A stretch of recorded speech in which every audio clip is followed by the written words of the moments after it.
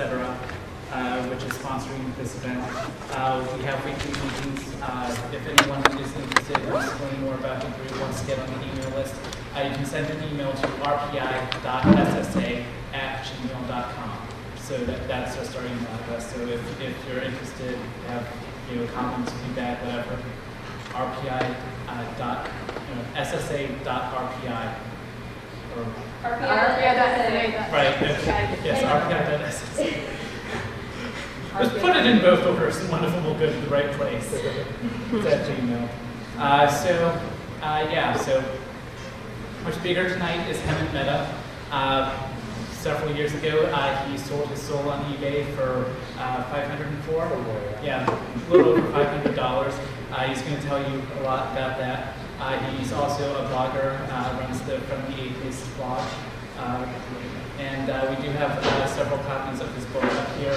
If you want to buy them after the talk, they're $14 if you ask them to maybe design them for you. So, cool. Thank you, Frank. Can everyone hear me up there? Okay, cool. If you can't, just scream and yell and I'll fix it. So thank you so much to Frank and the SSA here for inviting me. I'll tell you about my story as we're going along, so you'll hear plenty about that. What I want to tell you about is kind of this story that happened a few years ago, and I'll talk about that whole eBay story, and kind of what's been happening ever since then, somewhat related to that, and what I've been doing ever since then. So let me start by saying when I grew up, and by the way, no one here, I'm not here to convert anybody, like that's not going to happen, that's not the point of this. But when I grew up, I was raised in a religion called Jainism. Has anyone heard of Jainism? Okay, see that's amazing that so many hands are up because when I grew up, no one knew what Jainism was. And nowadays, it seems like a lot of people do, and I think part of that, at least for me, is when I read like Sam Harris's book and Richard Dawkins' book, they both say things like, fundamentalist religion is really bad for the world, but if the whole world were fundamentalist Jains, we wouldn't be so bad off. That's basically what they say. So Jainism practices nonviolence. So Jains in general are vegetarian, I'm vegetarian still, and if you think of a really stereotypical Jain, they might do something like cover their mouth with cloth as they're walking, so they don't hurt any air molecules, whatever. And they'll not only cover their mouth with the cloth, but sweep the ground in front of them as they walk, so they're not stepping on any insects either. I mean, that's taken it to a core. But that's the religion I grew up with. Now, in principle, in philosophy, I like a lot of that stuff. It makes a lot of sense to me still. But around when I was 14, I started thinking about some of the other aspects of Jainism. And by the way, this is like the logo of Jainism. It has a swastika there, and that's not a bad symbol, though, in Jainism. But it's a religion of peace, no doubt. They also believe in a lot of supernatural stuff. They believe that you all have karma, and your goal in life is to shed your bad karma. And if you do that, then in your next life, because they believe in reincarnation, in your next life, if you shed your bad karma, you'll be in a better position in your next life. And you keep going through the cycle of reincarnation until eventually you shed all of the bad karma, and then you achieve nirvana. And exactly 24 beings have done this, and we know their names. Right now we're on number 24. That's kind of where they started losing me. Like when I was a kid, some kids memorize Bible verses, things like that. I memorized the list of 24 Tirthankars who have achieved that goal. So anyway, that's where I started getting iffy. That's when I started questioning religion. I became an atheist when I was 14.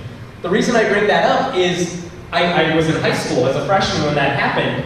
I didn't tell anyone I was really an atheist in high school, but when I got to college, I really wanted to meet other atheists. I was really interested in getting to know other people who felt the same way about religion that I did. And groups like this one didn't exist at my school. And it's so exciting to me that there's a group like that here. There's a Capital District, right, meetup group here too. And that's awesome. That didn't exist. So when I was in college with a friend of mine, we just started a group for atheists. We called it Students Without Religious Dogma, SWORD. We like the acronym. We started the group, and we figured, okay, it's a way to meet other atheists, that would be great. And it was cool. We had discussions, we had debates, we had interfaith discussions with other religious groups on campus and stuff like that. And I think the most exciting thing we did in the couple years that we did this group is Michael Newdow, the guy who's trying to get under God out of the Pledge of Allegiance. He actually presented his case to the Supreme Court several years ago, and about a week after he was in front of the Supreme Court, he came to our school in Chicago, to speak about his case. I mean, that was a really exciting thing for us. So I mean, that was really cool to do, hear speakers, hear the debates, things like that. So I graduated from college, done with the student group, but I was really still wanted to be active in kind of that organized atheism sort of world. So I started working with the National Secular Student Alliance, which is the national organization that kind of helps support, create, and maintain these college atheist groups. And I think of it like a campus crusade for Christ, but for atheists. I started working with them, and over the course of years, I'm now the chair of the Secular Student Alliance Board of Directors. But the whole point of this is I went through college, I graduated from college, and at no point here did I ever think about any other religion. It's not like I went to, I studied Christianity and I said, that's not the religion for me, or I did that with any other faith. I went from like Jainism to atheism.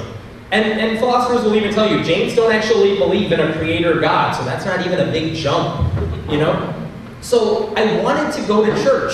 I wanted to know what it was like to step inside of these buildings and what actually went on there. Because to me, like if I step into a church, it's going to be something like Pat Robertson or Jerry Falwell like preaching like fire and brimstone, or it's going to be like something out of The Simpsons and Reverend Luther is just monotone and boring. Like, and if you ask any atheists, like, so what was it like going to church? Because most of them went to church. They don't really have a lot of positive things to say. I mean, they're atheists for a reason.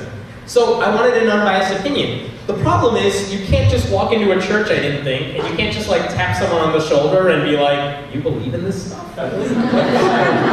That's rude. And you can't go up to the pastor afterwards because they go in their own little, world and backstage somewhere. So how do you do this? So it turned out that where I was living, that's Secular Student Alliance, where I was living at the time in Chicago was near this church called Old St. Patrick's. It was a Catholic church. And it's like a historical landmark in Chicago. This is one of the few buildings that survived the Great Chicago Fire in the late 1800s. It's been around for a while. So I was right next to that church. And to me at the time, like a Catholic church wasn't any different from a Protestant church or anything like that. It was all just church. And it was close by, so I figured, okay, I want to go. But I want to find a way to ask those questions. And so I was thinking that, around the time I was thinking about doing this, it turned out this thing was on eBay. That's the Virgin Mary, believe it or not, on a grilled cheese sandwich. And it sold for like $26,000. Yeah, for real. By the way, Virgin Mary on a grilled cheese sandwich, not to be confused with the toast found on a piece of Jesus, or the atheist piece of toast that has nothing on it. Well, the Virgin Mary sold on eBay, and I'm like, that's kind of religious.